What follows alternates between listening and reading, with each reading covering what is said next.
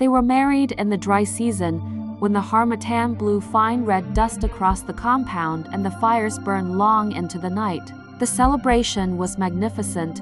Drums shook the ground. Women ululated until their throats were raw. Even Chief Obieze wept, though whether from joy or from something that had no name, he could not say.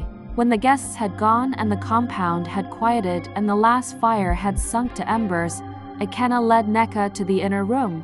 It was then that he brought out the necklace. He drew it from a small goatskin pouch that he kept close to his body, and when he opened his palm, Nneka gasped. It was the most extraordinary thing she had ever seen. The necklace was fashioned of a deep, iridescent metal she could not name. Not bronze, not copper, not gold, but something in between all three that shifted color depending on the angle of the lamp's light.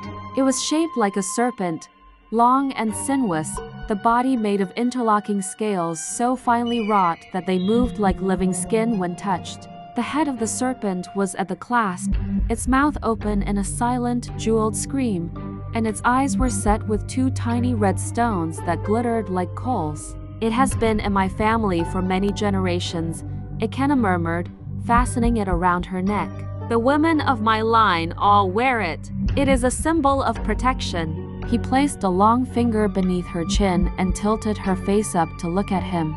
You are mine now, Nneka, and what is mine, I protect. She felt the necklace settle cold against her collarbone, and then she felt it move. She pulled back with a shriek, her hands flying to her throat, but Ikenna caught her wrists gently, laughing softly. It is only the warmth of your skin adjusting to the metal, he said. All our women feel it at first. It will pass. It did not pass.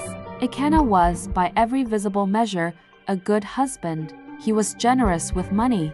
He rebuilt Chief Obieze's compound. He brought gifts for Nneka regularly: fabric, oils, beaded anklets. He spoke to her with a tenderness that made the other wives in the village sigh with envy. But there were things that gathered quietly, like clouds that one does not notice until the sky has gone entirely dark. Ikenna had no family who came to visit. He never went to the market. He could not be found at the evening palm wine gatherings where the men of the village sat and argued about farming and politics and the price of yams. He slept lightly, dangerously lightly, and twice Nneka had woken to find his side of the mat cold and empty in the deep of the night, only for him to be there again by morning, smelling faintly of damp earth and something else she could not name.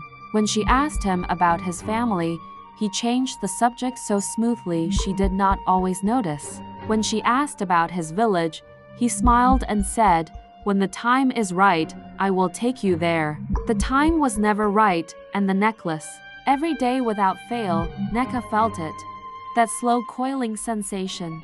Some days it was gentle, almost like a caress. Other days it was tighter, insistent, and she would find herself gripping the edge of a table or the doorframe, her breathing shallow, waiting for it to ease. She tried to remove the necklace several times. The clasp, the serpent's open mouth, would not yield. She examined it for hours, turning it in the light, pressing and pulling and twisting, but the mechanism that had opened so easily in Ikenna's hands would not move for hers. When she told Ikenna she wanted to remove it, he looked at her for a long moment with an expression she could not read. "It does not come off," he said simply, "not yet." It was on the morning of the new moon, exactly 1 year after their wedding, that Nneka woke to find Ikenna gone. Not simply out before dawn. Gone, his things were gone. The woven bag he kept hanging from the rafter.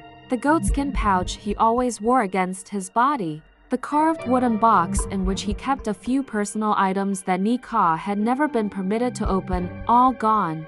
The mat where he slept still held the faint impression of his body, still carried the warmth of him, but the man himself had vanished as completely as smoke. Nneka stood in the middle of the room for a very long time.